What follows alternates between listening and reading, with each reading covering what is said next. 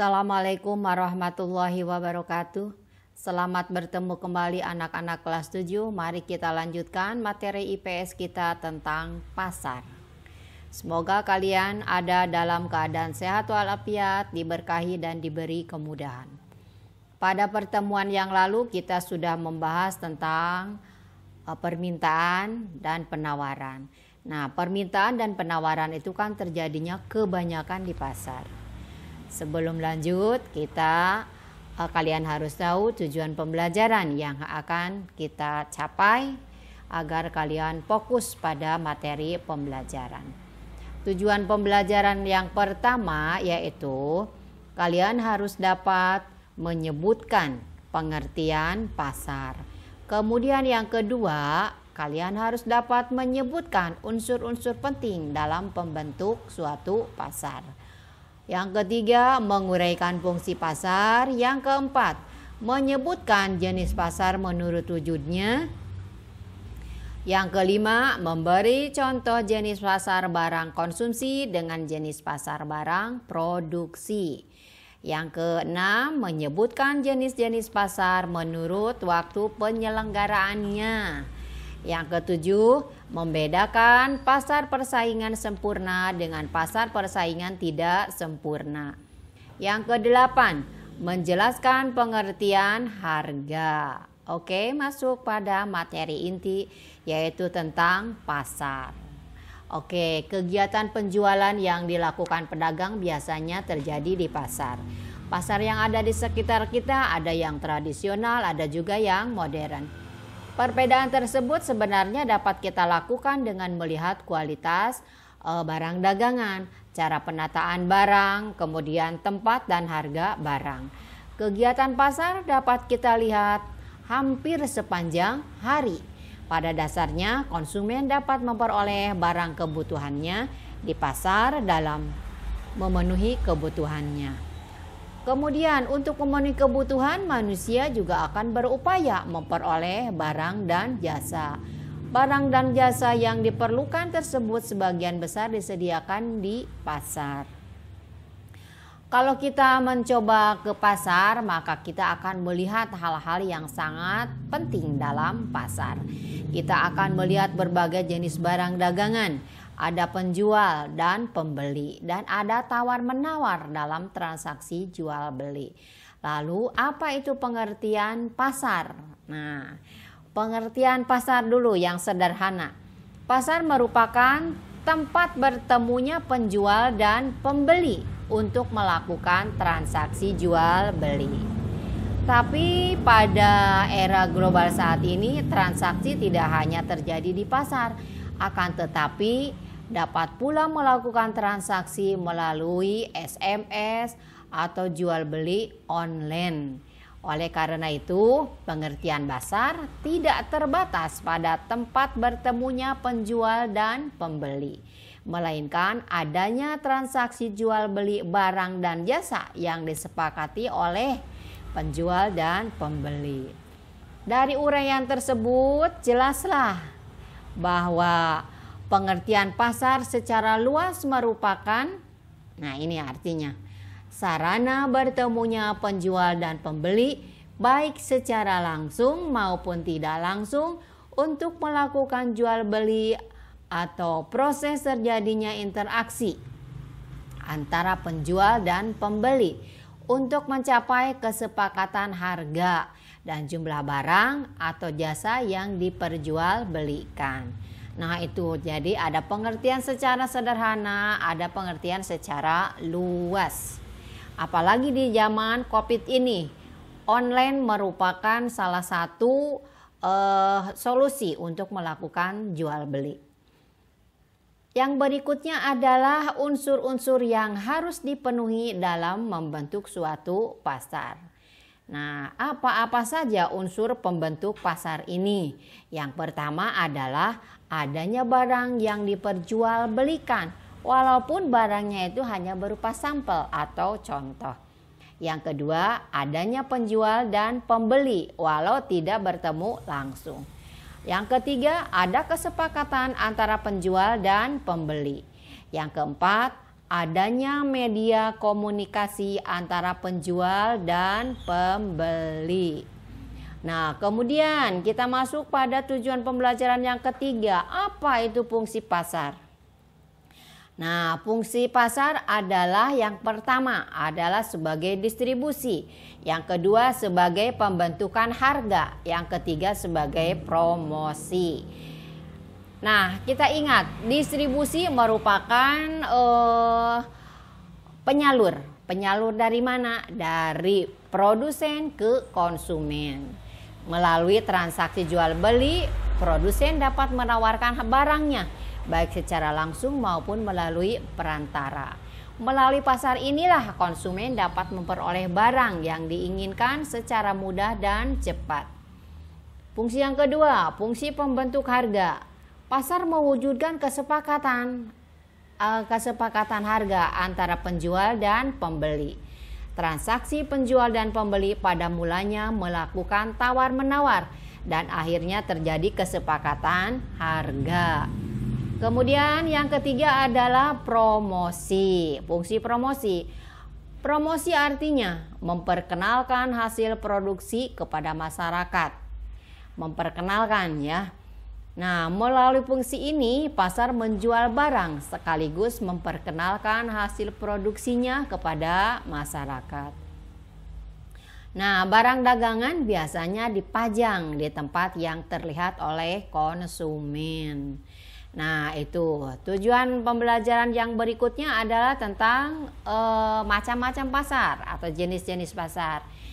Nah, yang pertama adalah pasar menurut wujudnya ada dua. Satu, pasar konkret, dua, pasar abstrak.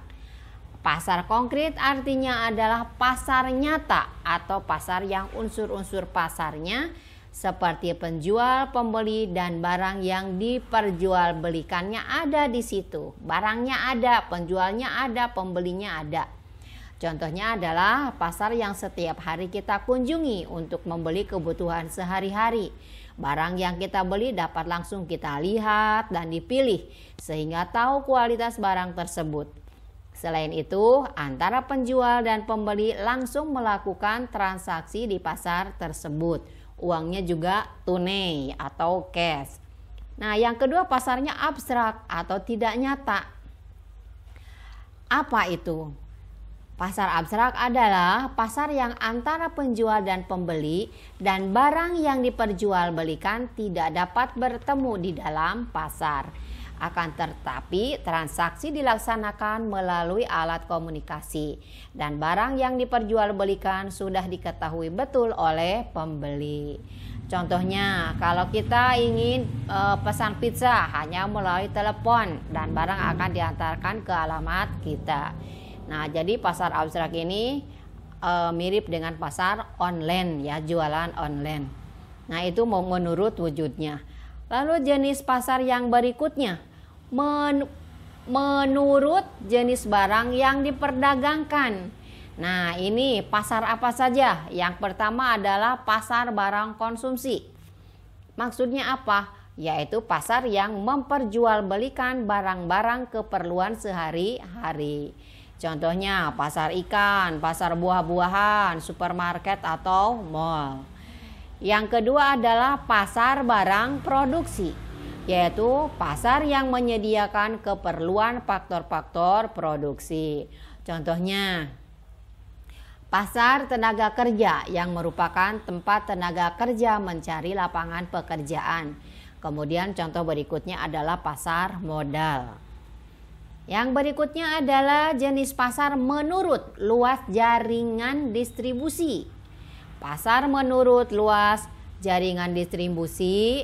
Yang pertama, pasar setempat atau pasar lokal, yaitu pasar yang digunakan masyarakat di wilayah sekitar dan melibatkan penjual dan pembeli di sekitar daerah tersebut. Kemudian yang kedua adalah pasar nasional, pasar yang cakupan pembelinya dalam suatu negara, penjual dan pembeli dari berbagai daerah di wilayah negara tersebut. Produk yang dijual dibutuhkan oleh masyarakat negara tersebut. Ini contohnya adalah pasar Tanah Abang yang ada di Jakarta. Pembelinya dari berbagai provinsi di Indonesia. Kemudian nanti untuk dijual belikan lagi di provinsinya masing-masing. Yang ketiga adalah pasar regional. Apa itu? Pasar regional adalah pasar yang daerah pemasarannya meliputi negara yang berada dalam satu kawasan. Nah, pasar ini biasanya di bawah suatu organisasi yang berada dalam wilayah kawasan tersebut. Contoh pasar regional adalah pasar ASEAN ya. ASEAN itu adalah pasar yang anggota-anggotanya yang berada di wilayah Asia Tenggara. Nah, itu pasar ASEAN. Kemudian yang keempat adalah pasar internasional, yaitu pasar yang menyediakan komoditas barang dagangan untuk seluruh dunia, rakyatnya untuk seluruh dunia. Biasanya komoditi yang dijual belikan merupakan produk-produk yang dibutuhkan oleh seluruh masyarakat yang ada di dunia. Nah, kemudian yang berikutnya adalah jenis pasar menurut waktu penyelenggaraannya. Kalau waktu berarti kapan ya diselenggarakannya pasar tersebut. Yang pertama adalah pasar harian, yaitu pasar yang melakukan kegiatan setiap hari dan menjual barang-barang kebutuhan pokok sehari-hari. Contohnya pasar induk yang ada di sekitar kita. Pasar mingguan, yaitu pasar yang dilaksanakan seminggu sekali. Misalnya pasar Minggu, pasar Senin, pasar Selasa, dan lain sebagainya. Pokoknya waktunya seminggu sekali. Kemudian contoh yang berikutnya adalah pasar bulanan, yaitu pasar yang kegiatannya sebulan sekali. Pasar ini dapat ditemukan di daerah industri atau kantor pos. Pasar ini buka pada saat karyawan pabrik gajian atau pembayaran pensiun pegawai pos. Misalnya begini, kan pensiunan itu misalnya gajinya dari kantor pos. Setiap bulan mengambil uang gajinya ke kantor pos.